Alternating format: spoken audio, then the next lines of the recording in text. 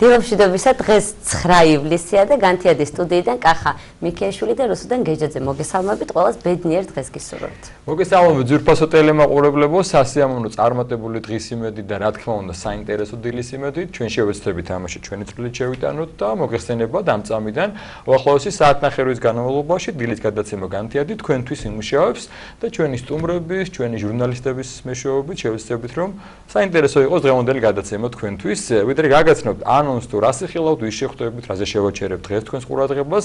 ბუნებრივია უნდა გაგაცნოთ დღეს მართლმადიდებელი ეკლესიის კალენდარი თუ ვის ვიხსენიებთ და ვის დღესასწაულს აღნიშნავთ.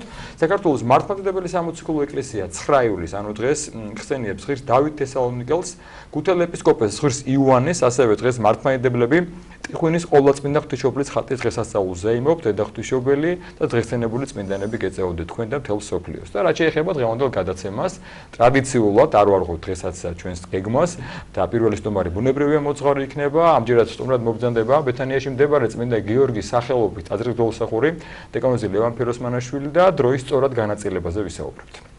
ჩვენი სტუმარი იქნება ასევე ტურიზმის ეროვნული ადმინისტრაციის ხელმძღვანელი გიორგი ჩოგოვაძე. მიმდინარე სეზონის შესახებ ვისაუბრებთ, თუ როგორია სტატისტიკა, როგორია პროექტები და ზოგადად საზაფხულო სეზონის შესახებ. ასევე ჩვენთან მობრძანდება მეზღაპრე, საბავშვო მწერალი და გამომცემელი ბატონი ბონდო მაცაფერიძე და საბავშვო პოეტი ბონდო მაცაფერიძის წიგნის წერილები წეროს ბუდი და მხატვარი ლელა ცუცქირიძე.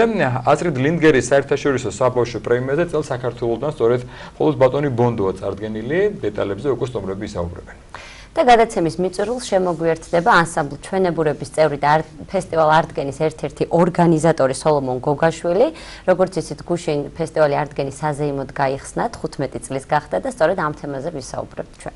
საინტერესო, მრავალფეროვანი გადაცემა გელოდებათ წინ, რაც იმას ნიშნავს, რომ და დაიწყოთ დილა განთიადთან ერთად და მერწმუნეთ სასიამოვნო წარემართება თქვენი დღეც, ბუნებრივია ჩვენი გადაცემის შემდგომ. მცირე ვიდეო ჩანახა შემოგთავაზებ და რამდენიმე წუთში უკვე დეკანოზი ლევან ფეროსმანაშვილი მეტად საინტერესო თემით შემოგვიერთება ჩვენ დროის სწორად განაწილებაზე ვისაუბრებთ, რაც ძალიან მჭირდება ვფიქრობ.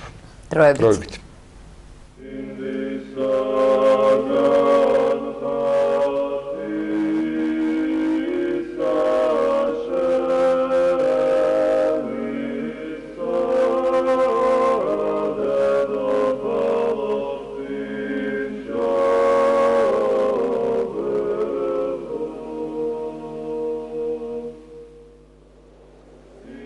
საქართველო და ქართველიერი დიდარია თავისი ეროვნული ფასეულობით, თავისი სულიერი ფასეულობით. ყოველი მონასტერი იყო არა მარტო მოღვაწეობის ადგილი, არამედ იყო მეცნიერების ცენტრი.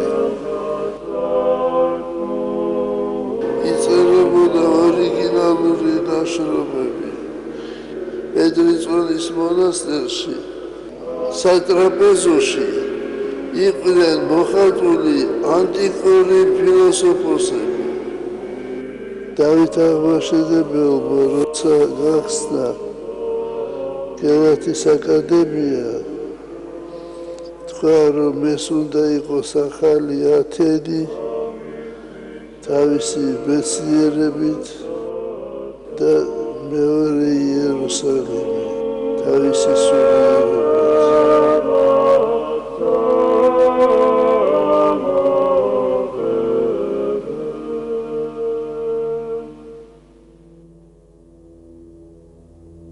ჩვენ გამოიარეთ ძალიან მძიმე გზა. ჩვენ გახსოვთ, როგორ იდევნებოდა ეკლესია. ეკლესიას აღარ ჰქონდა იმისი ძალა, რომ ამ დევნაში ეწერა და ემუშავა სამეცნიერო შრომებზე. და ამიტომ აი ეკლესიის საქმეს ჩვენი დიდი მეცნიერები აკეთებდნენ და თუ მეცნიერება დაეცემა საქართველოში თვითონ ქართველი ხალხის დაეცემა.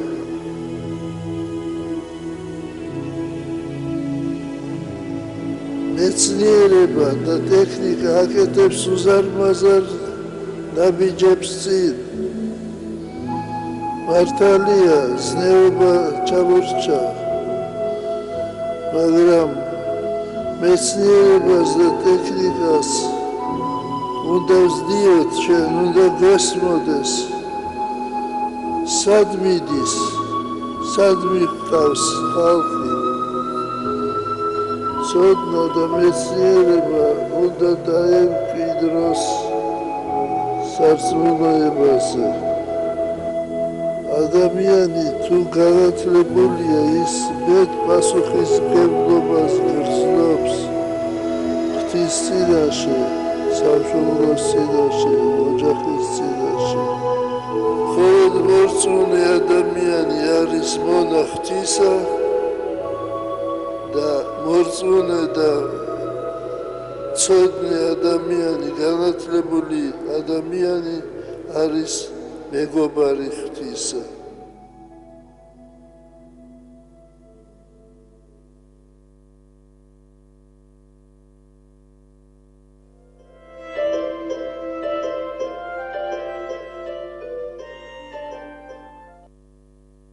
გრძელდება ჩვენი გადაცემა, კიდევ ერთხელ ყველა სიამოვნებით მოგესალმებით, შემოგვიერთდა პირველი სტუმარი, ბეთანიაში მდებარე წმინდა გიორგის სახელობის ტაძრის დაუსახური დეკანოზი ლევან ფიროსმანაშვილი, დილამშვიდობისა მამალ ლევან დაგუწევთ. მოგესალმებით. ახალდაბაში მდებარე. ახალდაბაში ბოდიშუხთი მაპატიეთ, ბოდიშუხთი ახალდაბაში მდებარე. დიდი მადლობა მობრძანებისათვის. მამალ ლევან, დღეს ძალიან საინტერესო თემაზე გვინდა ვისაუბროთ, არაერთხელ შეგვიჩერებია ყურადღება ჩვენს ეთერში, მაგრამ ვფიქრობთ, რომ ეს თემა ისეთი მარადეულია, სანამ ვიარსებებთ ეს თემაც იქნება. ჩვენ ვიცით, რომ რეალურად მაცხოვრისთვის, ღმერთისთვის დრო არ არსებობს. ერთი მარადილობაშია, მომდამაწყოშია, თუმცა ვინაიდან აქ ჩვენ მოგვიცა დრო გარკვეული პერიოდი სანამ ვარ ღვთისმსოფელში, ამ დროს ჭირდება სწორად განაწილება. აი სწორად ამ სწორად განაწილებაზე გვინდა ვისაუბროთ და რა იგულისხმება დროის სწორად განაწილებაში. ხო, ეს საკმაოდ მრავალფეროვანი საკითხია, ცალსახად თქვათ არ არის სასულიერო თემა, თუმცა როგორც ქრისტიანთათვის დროის განაწილების შესახებ შეიძლება ცალკეული კუთხით შევეხოთ. ახლა არ გამოვალ მოდელი როგორც ადამიანის ცხოვრებაში ჩამრევი, გამკარგველი, არ მიუთითებ ვინ რა როგორ რანაირად გააკეთოს, მაგრამ დროის შესახებ, ხო? როგორც აეროპირები, ასევე თქვათ სასულიეროთათვისაც ეს ძალიან მნიშვნელოვანია, რადგანაც დროში ხდება ყოველივეს მოსწრება, აღქმა, რაც თქვენ ბრძანეთ ღვთისთვის ყველაფერი ეს წარსული, გუშინდელი, დღევანდელი, აწყო მომავალი აბსოლუტურად ერთიან ასპექტშია, იმიტომ რომ ერთი დროზე გამდგარი არის და ეს ჩვენი ცნობიერებისთვის წარმოუდგენელია, რადგანაც ჩვენ დროს გარკვეულწილად დაქვემდებარებადი, იცვალებადი ადამიანები ვართ, რომლებიც საწყის და შესაბამისად ათვლის სისტემაზე ვართ დაქვემდებარებული, ხოლო ღმერთი ამისგან განყენებულია. სულიერ არსებათათვისაც ასე ვიტყვი, სულიერ სამყაროშიც დრო არსებობს, მათთვისაც ათვლის წერტილი არის, მაგრამ აღქმა მათი და განცდა დროისა აბსოლუტურად სხვაგვარი არის და არაერთგვაროვანიც კი. თუათ მათში შეიძლება დრო გარკვეულწილად დროის უმცირესი მონაკვეთიც კი შეიძლება გრძელვადიანი იყოს და ასევე დროის ხანგრძლივი მონაკვეთი მეტად მცირევადიანიც იყოს. აი ჩვენთვის კი ყოველი წუთი, ყოველი წამი მნიშვნელოვანია. მოდით აქედან დავიწყოთ, რომ ადამიანის ამოსავალი წერტილი რა არის? ვინ არის? საიდან მოდის? ფილოსოფიის ამოცანა. სად მიდის? რა არის მის ცხოვრების არსი? აქედან გამომდინარე, როდესაც ჩვენ ცხოვრობთ და ვეძებთ საკუთარ თავს და უნდა ვიპოვოთ და დავიმკვიდროთ, ეს არ არის ბანალური, რომ რაღაც აღვიზარდოთ, გარშემოყოფი ადამიანები შევიძინოთ, რაღაც შევქნათ კუთრი, თუნდაც ამას ოჯახი ერქვას, ბანალურად დავრგოთ ხე, რაღაცა კვალი დავტოვოთ, ამას ყოველი იქმს.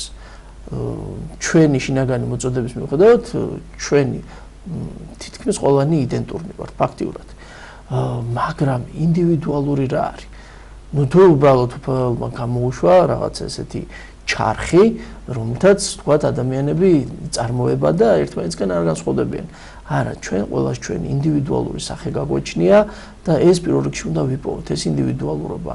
აი ამას ყოველივეს რა თქმა უნდა თავისთავად დრო ჭირდება და თუ კი სურს ადამიანმა თავისი ადგილი იპოვოს და ჩვენ ურთიერთსხვაობა და არა უბრალოდ ურთიერთგანსხვავებულობისკენ გქონდეს აქცენტი, არამედ ამითი თვითსიხარული ვიპოვოთ და ურთიერთსარგებელი დავამკვიდროთ და ჩვენი ფუნქცია, ჩვენი არსებობა არა თუ უბრალოდ გავამართლოთ, არამედ ამითი ცხოვრების არსი საკუთარ თავს და ერთმანეთს შევძინოთ, სწორედ არის სარბიელი საჭირო.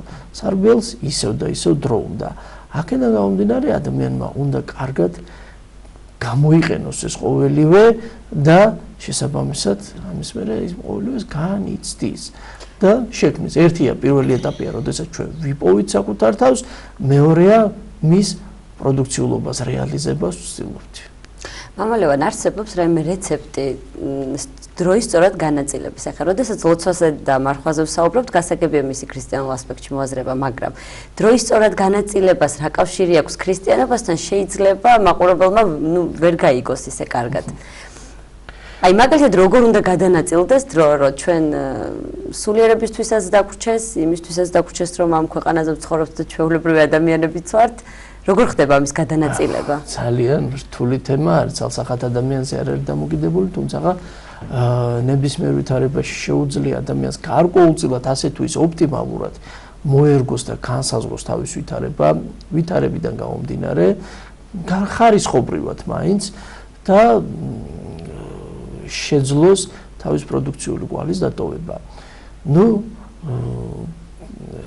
შევხედოთ ასეთ კუთხეს, რომ ადამიანი გრძნობადია, მხოლოდ და მხოლოდ გონისმიერი არ არის. ამ გრძნობადობაში არსებობს დადებითი და უარყოფითი მხარეები, თქვათ, პასიური და აქტიური. პასიური ეს არის უქმი მდგომარეობა და როდესაც ადამიანი პასიურობისკენ გადაიხრება ის ცხოვრებაში, ვერაფერს ვერ მოასწრებს და მისთვის დრო ან უსაშველი ან სწრაფად გარბის, ხოლო აქტიური ადამიანისთვის არსებობს მეორე მხარე, ხო? ემოციურად ჩვენ გვინდა თქვათ მთელი რიგი გააზრებული ან ჩვენში არსებული დანახული მოვასწროთ. აქტიურ შრომაში ისე დროის და შრომის განაწილება აუცილებლად საჭიროა. ერთ დღეში ქალაქს ვერ ავაშენებთ, ერთ დღეში ყველაფერს ვერ მოვასწრებთ და გარკვეული დროის მონაკვეთი ჩემთვისაც ეს რთულია ხოლმე, თქვათ ამის შექმნას მინდა რომ დღესვე მივალიო, შეიძლება რომ დღეს ეს შევქმნა, მაგრამ იმდენად დიდ ენერგიას დავხარჯავ, მთელი მომდევნო 3 დღე მე ამით პასიური ვიქნები და შეიძლება ერთი კვირაც კი დამჭირდეს გარკვეული რეაბილიტირებისთვის. მათ არ დავესესხები, მაგრამ მონასტრებში არსებობდა, ყოველ შემთხვევაში ძველ მონასტრებში შრომის და დროის განაწილების ტიპიკონი, სადაც ადამიანი ქრონოლოგიურად განაწილებს თავის საქმეს, მოთმინებით აღჭურვავს თავის ემოციებს და მიჯრილად ქმნის. ერთგვარი ტაიმერზე ჩართული კონვეიერია, სადაც იცის მან რა როდის უნდა გააკეთოს და ამითი ხელს უწყობს თავის თავს, რომ გადაღლისგან, გადატვირთვისგან დააზღვიოს. ეს მნიშვნელოვანი ფაქტორი არის და აქედან გამომდინარე დროს ჩვენი შრომითი აქტივობა უნდა დაუქვემდებაროთ. თუმცა რამდენად შევძლებთ ამას, ეს ჩვენ პირად ემოციაზეა დამოკიდებული. კიდევ ერთი ფაქტორია, დრო თითქოს ერთი და იგივეა, მაგრამ ყველასთვის სხვადასხვანაირია. მაგალითად, ზოგი თვლის რომ აი მე დრო რაღაც ჩქარა გადის, ზოგი თვლის რომ ნელა გადის. ანუ სინამდვილეში დრო ყოველთვის ერთნაირად მიდის, მაგრამ ყოველთვის 9 საათი და 11 ყოველთვის 11, მაგრამ ადამიანებისთვის ეს განსხვავებული დროებია. რატო ხდება? ვიღაცათვის დაჩქერებულია, ვიღაცა პირიქით ეძახის, როდის გამოფთებით, რამაგეთო ფუნქცია ისე დამოკიდებული. აქტიური და პასიური ადამიანთათვის, პასიურთათვის უფრო გაწელილია, უღიმღამოდაც მიდის დრო, მუდამ უკმაყოფილოა. აქტიური ადამიანის გარკვეულწილად შეიძლება უკმაყოფილო იყოს, მაგრამ მისთვის დრო საკმარისი არ არის. ისევ ყველაფერი ჯანსაღად განაწილებაზეა საუბარი, მე ესეთ მომენტსაც გავიხსენებ, კახასთვისაც ნაცნობი იქნება 90-იან წლებში, როდესაც ესეთი ნაკადი მოვედით სულიერებას გავეცანით მაშინ ესეთი კაი გაგებით მოშურნეობის სულისკვეთება ყოველთვის დამახასიათებელი იყო და როდესაც მით უმეტეს ცნებას, რასაც უქმობა ქვია, გავეცანით, აი ამ დროს რაღაცა იყო ხოლმე ესეთი მომენტი, რომ საკუთარ თავს არ ვაძლევდით უქმად ყოფნის მდგომარეობას. უქმობა და დასვენება ერთი და იგივე ცნება არ არის. არსებობს პერიოდი, როდესაც სწორად უნდა გავანაწილოთ. ბევრისთვის ნაცნობი პრაქტიკა იაპონელებს აქვთ საოცარი რამ, რომელსაც მე რატომ ვახსენებ, რომ ხშირად აი მე თვითონ გადავიღებდი ხოლმე თავს, ავიღებდი ხოლმე, ну კაინო ლოცვანი იქნება, ავიღებდი ხოლმე სხვა წინს. მით უმეტეს სტუდენტობაში მქონდა ასეთი თვისება, რომ განტვირთვის საშუალება იყო ასეთი. გარკვეული თემატიკის წიგნს, როდესაც ვკითხულობდი, დასვენება იყო ესეთი გონება, რომ გადაიღლებოდა იმას სანიშნებს, დავხურავდი სანიშნით, ჩავკეცავდი, სხვა თემატიკის წიგნს ავიღებდი, რომელიც ემოციურად გადატვირთვას ახდენდა, მაგრამ გონება რეალურად ერთ დღეს გამოფიტვამდე მიდიოდა და არსებული ინფორმაციაც შემდეგ პასიურად ხდებოდა ხოლმე, პასიურად ილექებოდა გონებაში. მეცაც გეტყვით, დღემდე ამის გამო დამრჩა ესეთი პრობლემა, რომ როდესაც თქვა ციტირება მჭირდება ამა თუ იმ წიგნიდან, ამა თუ იმ ავტორიდან, ამა თუ იმ თემატიკიდან, ბიბლიოგრაფიაში მოვიკოჭრებ. შეიძლება აბსურდულად, აბსოლუტურად სულ სხვა ავტორი დაგისახელოთ, სულ სხვა ციტატისა მქონე და უკვე ინფორმაცია არეული მაქვს და რეალურად ვიწვებოდი ხოლმე. რატო ვახსენე? ამიტომ მე ვურჩევ მორწმუნე საზოგადოებას, რომ დასვენება და უქმობა სხვა არის. არც ზედმეტი დასვენება და არასწორი დასვენებაა ჯანმრთელი, არც უქმობა არის ჯანმრთელი. დასვენება აუცილებელია, უქმობა მავნებელია. იაპონელებს აქვთ ასეთი შრომით კოდექსში ასეთი წესი. თქვენ როდესაც ხართ ჩემი მუშაკი, მე გარკვეული ორგანიზაციის მფლობელი, თქვენის საშვებულებო ანაზღაურება თვიურ ანაზღაურებაზე გაცილებით დიდია, მაგრამ მე თქვენი შვებულების მაკონტროლებელი ვარ. კარგი გაგებით. თუ კი თქვენ შვებულების დროს სხვა არ დაისვენებთ, არ გამოიყენებთ და სხვა სამუშაოს დაიწყებთ თქვენი პირადი ეკონომიკური ვითარების გამო, ან და დაბალფასიან დასასვენებელ ადგილას წახვალთ, ასე შემდეგ და თქვენთვის გაღებულ დასვენებას და ჩემიერ გაწეულ დაფასებას არასწორად გამოიყენებთ.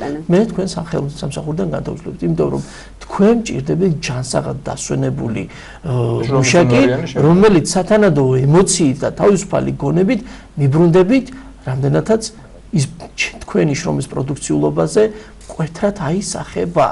აქედან გამომდინარე ჩემი სპეციფიკის წარმატებაც თქვენ პირად დასვენებაზე ნიშნულოვნად არის დამოკიდებული. ამიტომ მეც ქრისტიანებს, მორწმუნეებს, თუნდაც სასულიერო პირებს ზოგისთვის, მაგალითად არის ხოლმე ესეთი კითხვა, რომ სასულიერო პირი არ უნდა ისვენებოდეს, არ უნდა ისვენებდეს, ნუ რას უკაცრავად. გარდა იმისა, რომ თქვა სასულიერო პირს ყავს ოჯახი, რომელ ოჯახსაც ისეთი მოთხოვნებები და აუცილებლობები გააჩნიათ, როგორც სხვა ადამიანის ოჯახებს, ამავე დროს ის მღვდელი, რომ სათანადო ემოციით გადაღლის გარეშე დაბრუნდეს, გამოფიტული არ იყოს და უღიმღამო არ იყოს მისი სამწყსოსადმი ურთიერთობა, მას განტვირთვა ჭირდება. წარმოიდგინეთ ახლა კარგი გადაცემებით სავსე მქონე ტელევიზორი, დღე და ღამე ჩართული, ჯერ თვითონ ვერ იქნებით მსმენელნი მისი, იმიტომ რომ თქვენ თვითონ გჭირდება დასვენება და მეორე ის ტელევიზორი რაც არ უნდა კარგი წარმოების იყოს, გადაიწვება. ამიტომ დასვენება და განტვირთვა თავის დროზე აუცილებელია ის ქრისტიანობის თუ მოქმედების ნებისმიერ საკითხის წარმადობის განსაზღვრელია. ნახეთ, რა საინტერესო რამეა, ტიპიკონურადაც რო შევხედოთ, ემოციურად და ფიზიკურად. თქვა დიდი მარხვის პროცესი აბსოლუტურად სხვანაირია, ხოლო შემდგომ აღდგომისა აბსოლუტურად სხვანაირია ზატიკის პერიოდი. ზატიკის მარხვის პერიოდი თავისი მსახურებათა, ლოცვათა თუ ემოციათა მხრივ მეტისმეტად დატვირთულია, ხოლო ზატიკისა გამტვირთულია. უდიდესი სიხარული შემოდის, დამხსნელობა შემოდის, მაგრამ ემოციურად გამტვირთველია და აქცენტი რაზე შემოდის? მუშაკობის შემდეგ ცალსახად რწმენა მინდობაზე, ხალისი შემოაქვს თავად უფალს და ამით ადამიანი ლაღობს. მეცაც გეტყვით, რა საინტერესო პრაქტიკა იყო, რომ ჩვენ ამას ტიპიკონურად ხვდებით დღეს როდესაც თქვათ ჩვენ გვაქვს აღდგომიდან ბრწყინვალე შვიდეული სრულიად ხსნილი, ეს ხდებოდა სულთმოფენობის ჩათვლით და აქ ჭამა არ ჭამაზე არ არის საუბარი, თქვათ, გემოთმოყარეობაზე და ამაზე. არამედ სრულიად ემოციურ თავისუფლებაზე, რადგანაც აღდგომა სიხარულის მომჭებელია, ხოლო მარხვა სინანულისა და ლოგიკურად მარხვა სინანულს ადგილი არ ქონდა ამ პერიოდში. რატომ არ მარხულობენ, როდესაც ეკითხებიან ფარისევლების წიგნობარნი მაცხოვარს, ოდეს სიძე მათთან არის, მათ არ უხს მარხვა და სინანული. როდესაც განიშვერება, შემდგომ სწორედ აქედან გამომდინარე იწყება ის ყოველივე, იწყებოდა ის ყოველივე და ანუ რა ხდებოდა, რომ გადახალისება, განტვირთვა ხდებოდა ფსიქოლოგიურად, ფიზიკურად. ეს როდესაც თავისთავად ეკლესიაში ცნობიერება, სულისკვეთება ეს წარიმართება, ჩვენც ეს ცხოვრებაში აუცილებლად უნდა წავმართოთ. არის პერიოდი შრომისა, არის განტვირთვისა.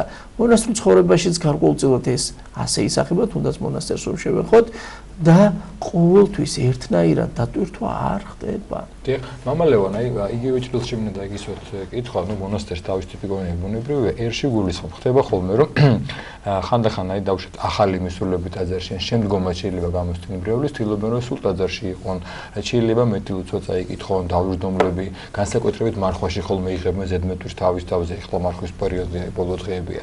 და არის ხოლმე რომ მართლა ხანდახან თვლიან რომ რახან მე დავუშვათ ამდენ პატარა დროს ეკლესიაში, არა უშავს ოჯახი თავისით მიეხედება, მათ შორის ღვთიასახლის შეიძლება იყოს და სხვა პრობლემები, რომელიც გააჩნია ერის ადამიანს, გადადებენ ხოლმე იმ მოტივით, რომ აი მე სამაგიეროდ ამდენს ლოცულობ. ეს რამდენად სწორია და რამდენად ამ შემთხვევაში ამ დროის სწორად გადანაწილებას ხელს უშლის. სულიერი ემოცია ნამდვილად დიდია, თავისთავად მადლთან ურთიერთობას, სიწმინდესთან ურთიერთობას, როდესაც თქვათ, ცხოვრებისეული აზროვნება სხვა არის, ქრისტიანული აზროვნება სხვა არის, ხო? მაცხოვარს რატო შეეგებნენ ასე რიგად, იმიტომ რომ ბუნებრივად ელოდნენ იმ მდგომარეობას, რომელიც წუთისოფელს არ გააჩნდა. წუთისოფელი კიდე თავისი არსით შეიძლება დღეს სახესხვაობით იყოს, მაგრამ ყოველთვის ერთი იყო. თუნდაც რომაულ ეპოქაში, როდესაც მაცხოვარი მოვიდა, თუნდაც დღევანდელ ეპოქაში. და როდესაც ის უნუგეშობა, გულგრილი ატმოსფეროს უფევდა, თავისთავად საზოგადოება ეძებდა იმას, რაც ქრისტემ შესთავაზა. თავისთავად ჩვენც ამ მდგომარეობაში ვართ, ჩვენ როდესაც ახლად მისულები ვართ ტაძარში, ჩვენთვის ის პირველად იშლება, ჩვენთვის პირველად განცხადება ქრისტე და მოთხოვნად იხდება ის ყოველივე. თავისთავად ის ყოველივე გამოხატულებანი აქტიურად ყოფნა ეს წიაღში, ხო? ემსგავსება პეტრეს სიტყვებს. კარგია უფალო ჩვენია ყოფნა, გავაკეთოთ სამი კარავი, ერთი შენთვის ასე. ანუ მადლის მიერ მდგომარეობა, რომელთაც თქვა წუთისოფლისგან გახედვა არ გვინდა. შემდეგ ასევე ეს არის ის სულიერი ვაკუუმიდან გამომდინარე, რომ უცებ ხდება შეწოვა, მაგრამ ამისთვის მზად არ ვართ. შეიძლება ფიზიკის კანონებიდან გამომდინარე, ვაკუუმში უცებ შესულმა დიდმა წნევამ გარკვეულ ატმოსფერულ ცვლილებაში შეიძლება ჭურჭლის გახეთქვაც კი გამოიწვიოს. ამიტომ მე ესეთ რჩევას მიწვევ, კარგია მათი თქვათ ესეთი შემართება, მაგრამ ხშირად ეს მერე საერთოდ კარდება, იმიტომ რომ არასწორად გააზრებული, უნაყოფოდ მიღებული, მექანიკურად, მით უმეტეს თანა მისულთა თუ თანამრევლთა გაღებული არაადეკვატური რეცეპტებით ხდება უშედეგობა და შემდეგ მოყირჭებაც კი. ამიტომ პირველ რიგში თავშეკავება, მოთმინება უნდა გამოიჩიონ და კონსტრუქციულად, დოზირებულად უნდა მიიღონ ეს ყოველივე და კიდევ ყოველი ქრისტიანი სწორედ გზავნილია. აი მოდით ესე შევხედოთ, მოციქულები ერთგვარ ეიფორიაში იყვნენ მაცხოვართა ყოფნის და ამაღლებისას მათში ერთგვარი სევდა იყო და უფლის ანგელოზი ეცხადება და არ მიგეშებს. ისე უფალმა დაუდეო სიტყვას, ნუგეშინესწემელი მოვიდა. აი ამ სულისკვეთებით ანთებულნი შემდეგ ისინი წარმოიდგინეთ ლამაზ გარემოდან გადიან ძალიან შაუბნელ გარემოში, მაგრამ დიდი სიხარულით. ისინი წუთისოფელში ნაცნობ თუ უცნობ ადამიანებთან იმ ემოციის და იმ სულიერი საჭიროების განსაზღვრებლად მიდიან. ზუსტად ამ შემთხვევაში ოჯახი, ჩვენი სამეზობლო, ჩვენი ცხოვრების არეალი არის ის მდგომარეობა, როდესაც ჩვენ საქმით, პირველ რიგში საქმით, შინაგანი სულისკვეთებით თუ კი ეს მოვიპოვეთ, ეს ქრისტიანული, ერთ სხვა გარეთ შემყოფთა შორის უნდა გავავრცელოთ. სხვა შემთხვევაში დაემგონება ადამიანი ერთი ტალანტის მიმღებელს, რომელმაც წავიდა და მიწაში ანუ საკუთარ თავში დაამარხა. როდესაც მე არ მინდა მე წუთი სოფელში გამოვიხედო და გაგიზიაროთ სათანადოდ, არამედ გარკვეული სნობური მდგომარეობიდან ზემოდან გადმოხედოთ და განცდა მქონდეს თითქოს ჯიბეში უკვე ცხონებულის ბილეთი მაგ 1000 სპილდან იქიდან გონორით გელასაუბროთ და რაღაც ზნეობრის მასწავლებლად წარმოგიდგეთ და დაგიწესოთ შენ ასე რატო გაცვია, შენ ასე რატო ლაპარაკობ, შენ ასე არ გახურავს, შენ რატომ ასე არ აკეთებ.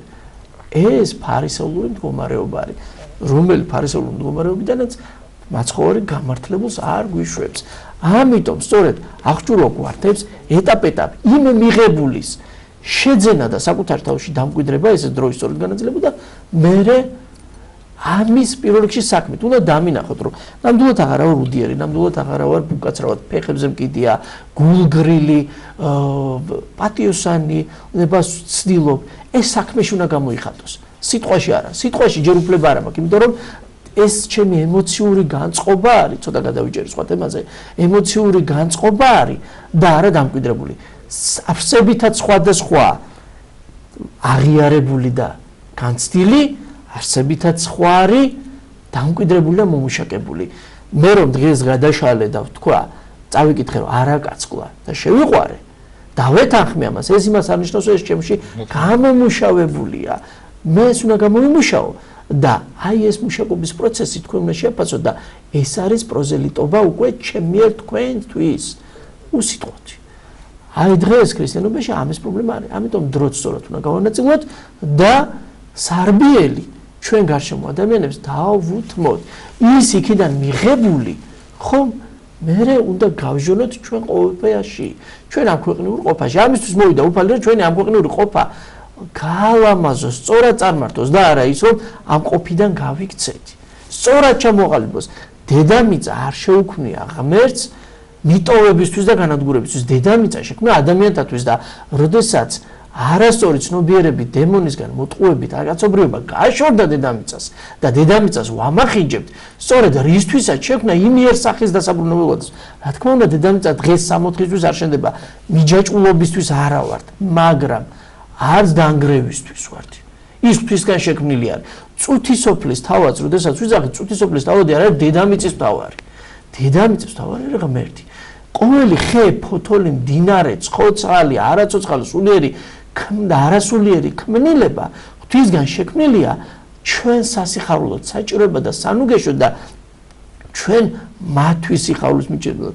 მიუხედავად იმისა, რომ ადამიანი მატერიალური ყოფის თავადია, ასე შექმნა უფალმა, ეს იმას არნიშნავს, რომ თვით არსებობა, თვით ყოფადობა თითოეულ ნივთს, ხეს, ქვას, ფოთოლს, სულიერს თუ უსულოს არ გააჩნია და თავისთავად როგორც უფალი ჩვენთვის ზრუნავს, ასევე ჩვენ გვმართებს მათამის ზრუნვა და პარალელობა. თუ კი თქვა თითოეული რაიმე ქმნილება მე საჭიროება და მე ხმარება, მეც თავისთავად მას უნდა მეხმარება. მამა ლევან, ძალიან საინტერესო თემაა და არაჩვეულებრივად საუბრობთ, თუმცა ჩვენ საერთოდ დროსაც გააჩნია საზღვრება, დღეს მაინც დავიცვათ ეს და არ გადავაშევით. ეს დრო რომელიც პრობლემურია, ხო? დიდი მადლობა შეგასწრებით. აი ამ შემთხვევაში ძალიან ჩქარა გადის ხოლმე სხვათა შორის დაკვირვება. აი ეს შემთხვევა ჩქარა გადის. ხო, ეს შემთხვევა როდესაც ჩქარა გადის. არ გამოგვივა. შეგვიძლია სახში გადაახვიონ მერე ჩვენო მაყურებელმა და მოისმენო რამდენჯერმე. უღრმესი მადლობა შეგახსენებთ დროის სწორად განაწილებაზე გვესაუბრებოდა ახალდაბაში მდებარე წმინდა გიორგის სახელობის ტაძრის მღვდელმსახური დეკანოზი ლევან ფიროსმანაშვილი.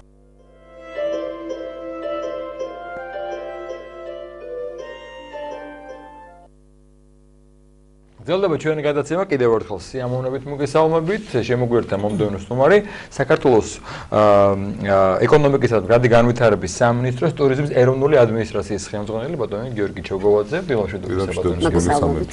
დიდი მადლობა მომბრძანებისათვის. თვალნათლივია ვისმენთ ჩვენ ხედავთ შუქდება რომ ტურისტული და ესე იგი ტურისტები იზრდება.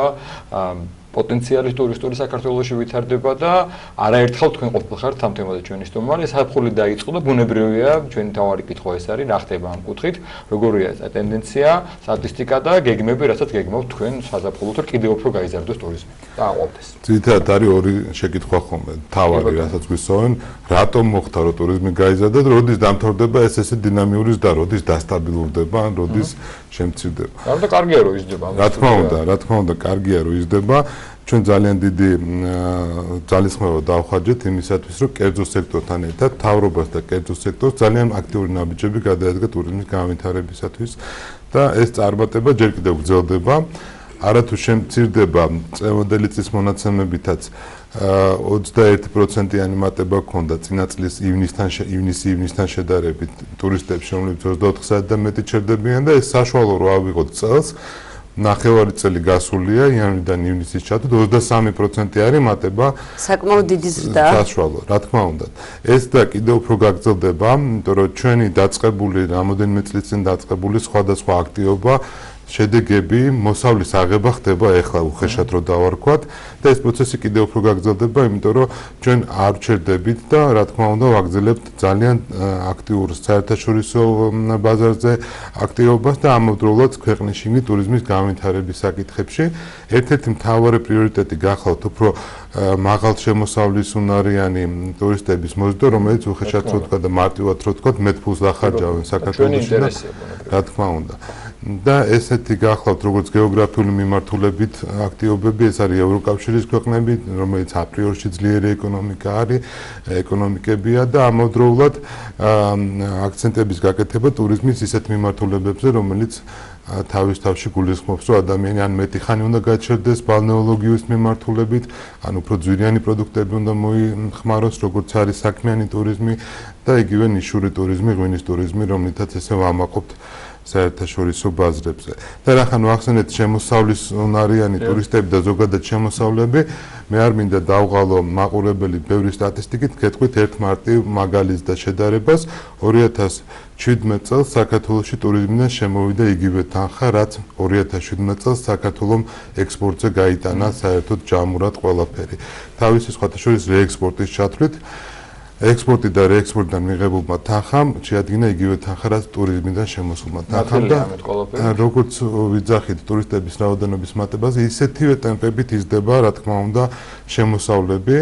ჩვენ ქვეყანაში ეს არის ეკონომიკაში ძალიან დიდი ინიექცია უცხოური ვალუტის. აი ბატონო გიორგი, მაინც რომ გამმართოთ ალბათ თქვენგან უფრო სწორი იქნება ამის მოსმენა. ბუნებრივია ეს ტურიზმიდან შემოსული თანხა, რაც თავისთავად ბიუჯეტში შედის და ქვეყანას ხმარდება, თუმცა ეს მარტო არ არის ბიუჯეტში შესული თანხა, იმიტომ რომ არის ხოლმე საუბარი, დავუშვათ შევიდა ქვეყანაში და მერა. ეს ასევე ნიშნავს იმას, რომ ვისაც აქვს დავუშვათ სასტუმრო, კვების ობიექტები, მათი პირადი ბიუჯეტის გაზრდაც, ხო? პირიქით, დიდწილად ეს თანხა ხმარდება სწორედ კერძო სექტორს და კერძო სექტორის მიღებული მოგებიდან და შემოსავლიდან ხდება მერე ბიუჯეტის ნაწილში. და რატომ? ამ თანხაში, რომელიც პირველად 2016 წელს გადაწყდა 2 მილიარდ ამერიკულ დოლარს, 2017 წელს ეს იყო 2 მილიარდ 750 მილიონი ამერიკული დოლარი და 2018 წელი იქნება პირველი წელიწადი, როდესაც 3 მილიარდ ამერიკულ დოლარს გადაცდება ეს თანხა. ეხლა რა არის ეს თანხა შინაარსობრივად? რო შევხედოთ, ეს არის თანხა, რომელსაც ყველა უცხოელი ტურისტი ხარჯავს საქართველოში 1 წლის განმავლობაში და ამ თანხაში რაც მნიშვნელოვანია არ შედის ავიაბილეთის ფასი. ანუ რაც იხარჯება კონკრეტულად საქართველოს ტერიტორიაზე და ქართულ ბიზნესში და იმიტომ რომ ქვეყანას უბრალოდ თავრობას არ გააჩნია არც რესტორნების ქსელები, არც სასტუმროების ქსელები, არც დიდი რაღაც სატრანსპორტო კომპანიების სახელმწიფოში ეს ყველაფერი ხდება კერძო კომპანიების ხელში და რა თქმა უნდა ის რომ კერძო კომპანიებში ეს თანხა შედის ნიშნავს რომ ეკონომიკას აძლიერებს და აძლიერებს იმ ეკონომიკის იმ მიმართულებას რომელიც ტურიზმის განვითარებისთვის ესე მნიშვნელოვანია. ბატონო გიორგი, თუ გაქვთ იმის სტატისტიკა, როგორ ხდებიან საქართველოში ტურისტები? რა იზიდავთ მათ, საიდან იცნობენ საქართველოს? თქვენ გაქვთ ესეთი პროექტები, ხო, აი მაგალითად გაიცანი საქართველო, როდესაც ჟურნალისტები და მედიის წარმომადგენლები მიყავთ. უცხო ქვეყნის მედიის წარმომადგენლებისთვისაც თუ გაქვთ ესეთი ტურები? საერთაშორისო რეაქციებზე ვისაუბრობ. კი ბატონო, ჩვენ ჩავთვალეთ, რომ ძალიან მნიშვნელოვანი იყო სხვადასხვა ბაზარზე სხვადასხვა მიდგომა დაგვემკვიდრებინა, მათ შორის აღმოგვეჩინა ახალი ბაზრები, თუმცა საინტერესო რა არის, რომ მიუხედავად იმისა, რომ საქართველო ძალიან პატარა ქვეყანაა გეოგრაფიულად, ღვთისმსწავლობით იმდენად მრავალფეროვანია მისი ბუნება, კულტურა, ეთნოგრაფია, ფოლკლორი, სამზარეულო, გასტრონომია, ღვინოც თითქმის ყველა რეგიონს თავისი უნიკალური ღვინო აქვს. და ეს ყველაფერი ერთობლიობაში ქმნის ესეთ მდგომარეობას, რომ სხვადასხვა ქვეყნისთვის საქართველოს არის სხვადასხვანაირი. რას გულისხმობთ? მაგალითად, თუ ჩვენი მეზობლები უფრო დაინტერესებული არიან ზღვის კურორტებზე მოგზაურობით, მათთვის თქვათ იგივე ადგილები, სადაც ევროპელი ტურისტები დადიან, შეიძლება ნაკლებად საინტერესო იყოს. ამ შემთხვევაში ევროპელებს უფრო აინტერესებთ რა? განსხვავებული კულტურა, თავისი ისტორიით, თავისი ტრადიციით, განსხვავებული ბუნება და ბუნებაში სხვადასხვა აქტივობის შესაძლებლობით და რა თქმა უნდა, ღვინო და გასტრონომია, რომელიც მათთვის ასევე აღმოჩენა გახლავთ. ნუ ღვინო ჩვენი მეზობლებისთვისაც კარგი აღმოჩენა. საკმაოდ მოხმარების ნაწილში, რომ გავუხარიათ, რომ დალიონ ქართული ღვინო, თუმცა ძალიან ცნობილია, ხო? ეხლა ვერ გააკვირვებ იმათ, რომ პირველად არ სინჯავენ ღვინოს. ევროპელისთვის შეიძლება ეს აღმოჩენა გახდეს თავისი ისტორიით, როცა მოუყვებით და უკვე მეცნიერულად დადასტურებული არის, ეს არის 8000 წლიანი ისტორია ღვინის წარმოების, თვითონ ქვევში ღვინის დაყენება, თვითონ იუნესკოს არამატერიალური ძეგლია და ასე შემდეგ. და ამავდროულად აი უცხოელი ჟურნალისტები ვახსენეთ ჩვენ, თუ 2014 წელს საქართველოს ჩამოიყვანა 30 საერთაშორისო ჟურნალისტი, ჩვენ თქვით, რომ ძალიან დიდი აქცენტია ამაზე გასაკეთებელი. და მინდა განახოთ მაგალითზე თუ როგორ მუშაობს აი ესეთ მიმართულებების სწორი აქცენტირება. 2016 წელს ჩამოვიყვანეთ 600, 2017 წელს 700 წელს იქნება 800-ზე მეტი ჟურნალისტი და მინდა გითხრათ უბრალოდ რას ნიშნავს მაგალითად ფაქტიური 2017 წლის 700 ჟურნალისტი ნიშნავს 1000-ზე მეტ სტატიას, ათეულობით სატელევიზიო სიუჟეტს და გადაცემას. უხეშად რო ვთქვათ მაშინ როდესაც ჩვენ გქონდა ცნობადობის პრობლემა, ჯერ კიდევ ბევრმა ადამიანმა არ იცის და უფრო არ იცოდა სად არის საქართველოს რაც წარმოადგენს, ჩვენ გადავწყვიტეთ, რომ არა მარტო მარკეტინგული კამპანიები და კლასიკური გზით სატელევიზიო ან ინტერნეტ მარკეტინგული კამპანიების საშუალებით, არამედ გამოგვეყენებინა ეს საშუალება, რომელიც ნიშნავს, რომ ჟურნალისტი თავისივე აუდიტორიას უყვება თავისივე ემოციას საქართველოს შესახებ. და მივიღეთ ის, რომ 2017 წელს ყოველდღიურად საშუალოდ 3 სტატია გამოდიოდა ჩვენ ქვეყნის შესახებ, როგორც ტურისტული პოტენციალის, ასევე კულტურის და სხვა მიმართულებებით, რომელიც ჩვენი დაფინანსებული იყო მთავრობის და დღეს ამ ყველაფერს მიყავს სიტუაცია იქამდე, რომ ადამიანები იმას კი არ კითხულობენ, რომ სად ახართ, ვინ ახართ, ან რა გინდათ. იძახიან, რომ აი მე ნამყოფი ვარ, ან ჩემი მეგობარია ნამყოფი და ძალიან მირჩია, მაინტერესებს, ან სადღაც წავიკითხეთ ტელევიზორში ვნახე და მეც მინდა რომ ერთხელ ჩამოვიდე თქვენთან და ტურიზმის ნაწილში ცნობადობის ამაღლება ერთ-ერთი წინაპირობაა იმისაც, რომ ადამიანმა მომავალში მიიღოს გადაწყვეტილება მოგზაურობასთან დაკავშირებით. სტატისტიკას დღეს არაერთხელ შევეხებით, ბუნებრივია. თუ გაქვთ ამის სტატისტიკა, რომ დაუშვათ ჩამოვიდა ესე, მეგობარმა უთხრა სტატია წაიკითხა, ნახა და განმეორებელ ვიზიტი განხორციელა და გამომდინარე იქიდან რომ მოეწონა ჩვენი ბუნება. თუ დაუშვათ არის ძირითადად რაღაც ნახავენ და აღარ ბუნდება. და მეზობელ ქვეყნებზე არ მაქვს საუბარი, შეჩეულები არიან. უფრო აი ის ტურისტები, ვინც პირველად მოვიზიდეთ იგივე ამ რაღაც გარკვეული აქციების საშუალებით. ნაწილობრივ დღეს უკვე ქვეყანაში ძალიან დიდი კვლევები ტარდება, იმიტომ რომ კვლევაც არის ერთ-ერთი წინაპირობა თუ როგორ უნდა დაგეგმო მომავალში როგორც ტურიზმის განვითარება, ესევე ის აქტივობები, რომელ ბაზარზე რა ტიპის სარეკლამო თუ საინფორმაციო გზავნილებით უნდა წარდგე. არის უკვე ესეთი მონაცემები, გარდა ამისა ჩვენ ვახალისებთ დავიწყეთ ამაზე საუბარი და ეხლა კარგი შეკითხვა რომ ეს დავასრულოთ. არის ტურიზმის გარკვეული მიმართულებები, რომელიც ავტომატურად თავის-თავში გულისხმობს განმეორებად ვიზიტს. და რა არის მაგალითად ეს? ის ტურიზმი, რომელიც არის დაკავშირებული ჯანმრთელობასთან. ბალნეოლოგია, სხვადასხვა კურორტზე სხვადასხვა ტიპის პროცედურების ჩატარება. ადამიანს თუ რაიმე ქრონიკული დაავადება აქვს და მოუხდა პირობითად არ მინდა რომელიმე კურორტი ვაწყენიო წყალი. იმ კურორტზე არსებული წყალი. ის ადამიანი დიდი ალბათობით დაბრუნდება მომავალ წელს. ხო, რომ იგივე პროცედურები ჩაიტაროს, რომელიც თქვათ მის ჯანმრთელობას ხელს უწყობს და თუ დარწმუნდა რომ კარგია. ამიტომ ჩვენი ამოცანა გახლავთ ის, რომ არ იყოს მაინც რაოდენობაზე ვიმულეს ყველაფერი, არამედ იყოს ხარისხიანი პროდუქტის შეთავაზებაზე, იმისათვის რომ ნელ-ნელა საქართველოს იყოს პატარა, არ იყოს ნიშური მიმართულება და ნიშურში არაფერი ცუდი არ არის, ჩვენ ვერასდროს ვერ გავხდებით ისეთი მასტურიზმის ქვეყნები, როგორიც არის იგივე ეგვიპტე ან თურქეთი.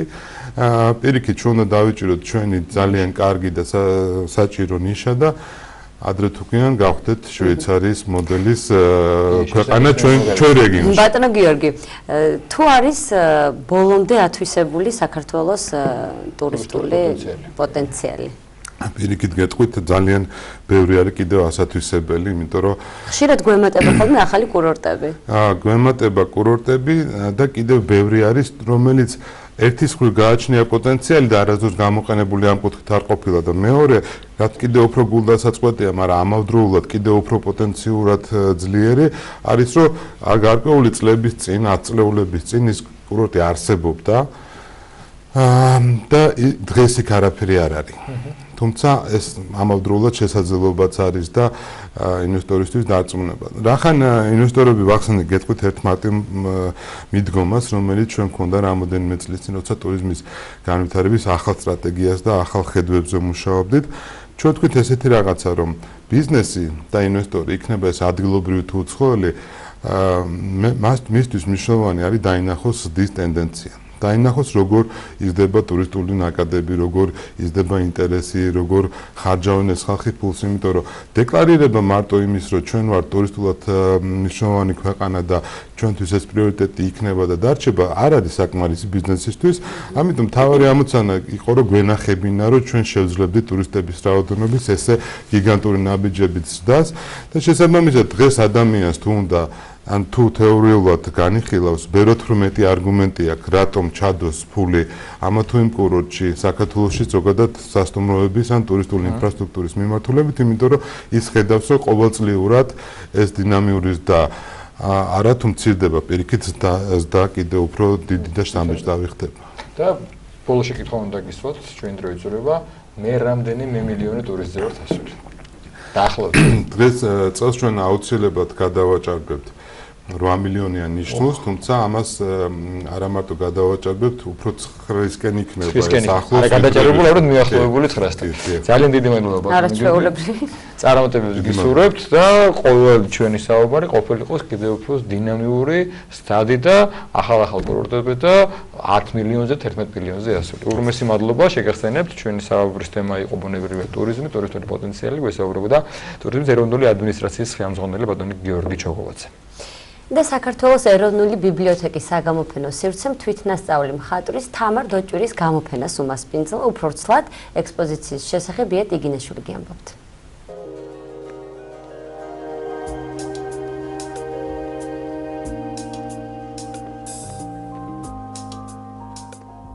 მრავალფეროვანი ნამუშევრებია წარმოდგენილი, სიუჟეტურად სრულიად განსხვავებული ერთმანეთისგან.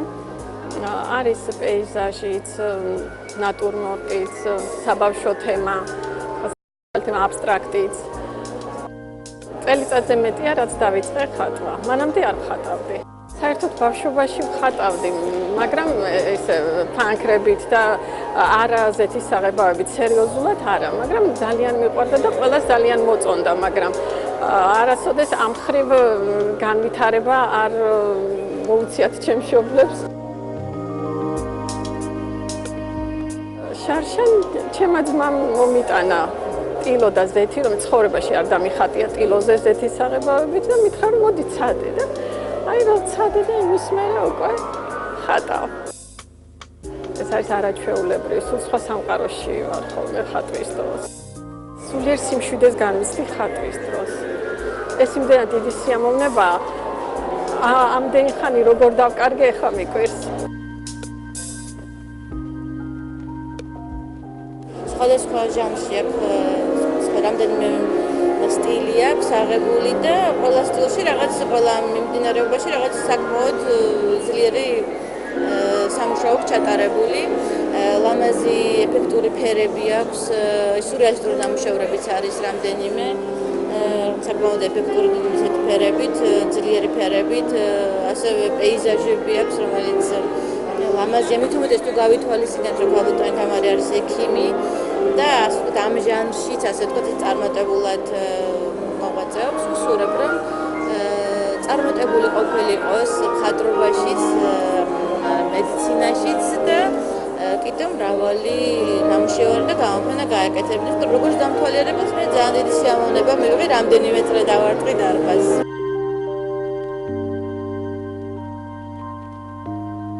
და ზოგჯერ საჭიროა რომ ამ რეალობას გაექცეს დღევანდელი ადამიანი და ხელოვნებაში პოვოს ხსნაც, გადარჩენაც, რა ვიცი, სილამაზეც იპოვოს და უფრო, რა ვიცი, დატვირთული სხვა ემოციებით გავიდეს გარეთ.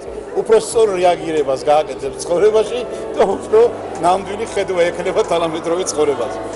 ეს მინდა პირველ რიგში თქვა. და ამის მიზეზი არის ქალბატონი თამარი მარკდაც თვით ნასწავლი მხატვარი. ახლა ვიკითხე.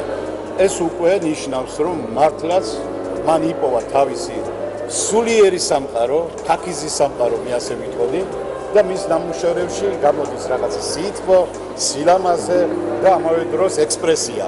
ის შინაგანი განწყობა, ის შინაგანი ემოციები, რომელიც ძალიან მომძრავებული აქვს ქალბატონ თამარს.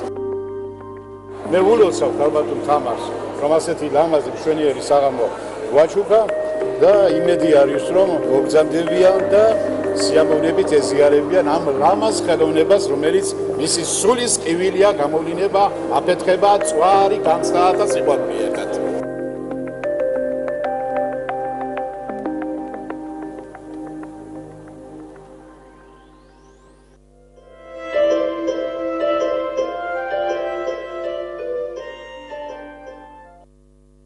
გძელდება ჩვენი გადაცემა ძალიან სასიამოვნოებით უნდა შემოგერთეთ. თუ ოჯახში ყავთ ახლა ბავშვები, შეგიძლიათ დასვათ ტელეეკრანებთან, ვინაიდან ვისაუბროთ ზაფარზე, წერლობაზე, ზაფხულ გმირებზე და უფრო კარგ სტილიდან მერწმუნეთ შვილები და პატარები ვერაფერს მოისმენენ. და არა მარტო პატარები, ჩვენც ხო გვერდება ზაფხული. სტუდიაში ამ ყველაფერს ახლა თან ჩვენ განვახორციელებთ.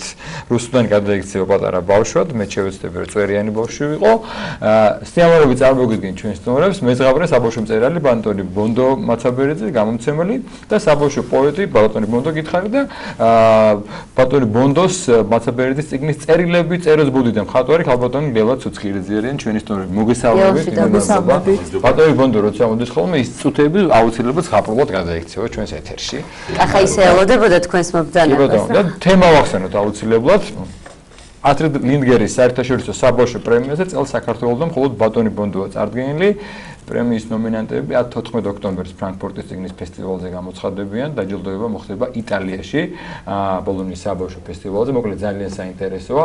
ბატონი ბონდო, თქვენ ყოფილიყავთ ერთ ფესტივალზე მონაწილე, ნომინაციებში გამარჯვებული და მართლა ყველა მიცით თქვენ შესახებ და რაღაცა ბავშვების საყვარელი მწერალი ხართ. ამ ეტაპზე ეს ფესტივალი ასე ნიშნავს თქვენთვის, რა მოლოდინები გაქვთ და რა იქნება წარდგენილი კიდევ ერთხელ შევახსენოთ ჩვენს ფრანკფურტზე ვსაუბრობ. კი ბატონო. კეთილი. როგორც იცის ჩვენმა ჩემმა მკითხველმა ავსტრიაში გამოიცა ჩემი წიგნი ავსტრია-გერმანიაში გასულ წელს. ხოლო ახლა იგეგმება სექტემბრის თვეში გამოვა ჩემი მეორე წიგნი გერმანულ ენაზე და 11 ოქტომბერს დაგეგმილია ამ წიგნის პრეზენტაცია დიდ პავილიონში. მექნება შეხვედრა, რა თქმა უნდა, გერმანელ მკითხველთან, გერმანელ ბავშვებთან. აი ეს შეახლე მექნება წელს ფრანკფურტის წიგნის ფესტივალზე. რაც შეეხება ლინგერის პრემია ახსენეთ თქვენ. მე ხვდა პატივი წელს დიდი მადლობა ეროვნული ბიბლიოთეკა არის ამ პრემიაზე წარდგენი, ასე ვთქვათ, საქართველოსთან, რომ ეს მომენიჭამეს მომწეს იმის საშუალება, რომ წარდგენ ამ პრემიაზე. სხვა შორის გასულ წლებშიც იყო შემოთავაზება, მაგრამ მე თვითონ არ ვიყავი მზად ამისთვის, რადგან ველოდებოდი ევროპის 5 ქვეყანაში გამოვიდა უკვე ჩემი წიგნი სხვადასხვა ენებზე და ასე ვთქვათ, ასეთი დიდი კეისით მინდოდა წამდგარიყავი ჟიურის წინაშე. რა თქმა უნდა, ვემზადები ამისთვის. დღეს ხვალ გადავგზავნით ჩემს ბოლო წლების წიგნებს, ეს არის 7 წიგნი, ამას დამატებული 5 ევროპულ ენაზე გამოცემული წიგნები და ჟიურის ეს გადარჩენია, რომ გაიცნოს და წაეკითხოს და შეაფასოს. მე მინდა მაყურებელს ვაჩვენო თქვენის ნებართვით. კეთილი. ეს ახალი წიგნიც წარმოდგენილი იქნება თუ ვერ მოასწრო ჯერ იქამდე ჩასვლა? არა, რა თქმა უნდა, ეს არის სიაში, გასაგზავნსი კი არის. მოდით ამოვწუროთ ლიდგერის პრემია ამოვწუროთ იმ თავარი თქვით რომ მიდის ახლა ჩემი წიგნები დარეგისტრირებული ვარ და დაველოდოთ შედეგებს. ახლა ვისაუბროთ ახალ წიგნზე. შემთხვევით არ არის ქალბატონი ლელა ჩვენთან ერთად. ბარემ დავიწყოთ, ესე იგი, დავიღეთ თუ არა, ხო არა პირველი არაჩვეულებრივი წერო და თქვია წერილები წეროს მოედა. გადაშლი თუ არა, აქ არის პატარა კონვერტი, სადაც შეგიძლია ეს წერილები მოთოს. და დავიწყოთ ქალბატონი ელბზანდება აქ დიდი მადლობა კიდევ ერთხელ მომზადებისთვის. მე კითხოთ პირველ რიგში ალბათ თქვენთვის განსაკუთრებით ავტორი ხო რას წერს, იმიტომ რომ შტაგონების წყარო უნდა იყოს. აი ბაზონი ბონდოს შემოქმედებაზე მითხარით. ამ წიგნზე მითხარით და მე იმაზე, რასაც ახლა ჩვენ ვიხილავთ და კი ბატონო სიამოვნებით ერთი პროცესი შევასრულოთ. აი რუსუდან ვსთხოვოთ, აქ არის ჩემი მეორე წიგნი, ბეკეკა და კესო, სათამაშო წიგნია.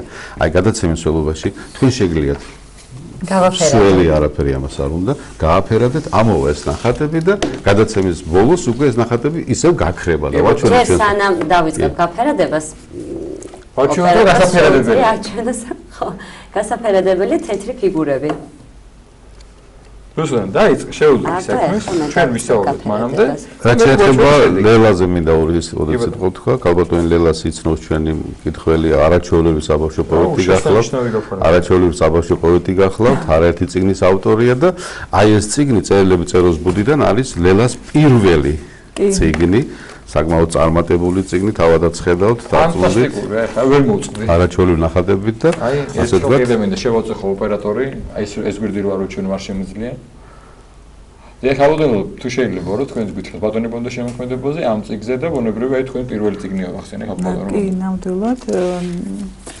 მინდა ბატონ ბონდოს ვიტყვი ხა აღარ მინდა ეს პირველ რიგში უსურო წარმატებები იმიტომ რომ საკმაოდ საინტერესო და საკმაოდ ისეთი მნიშვნელოვანი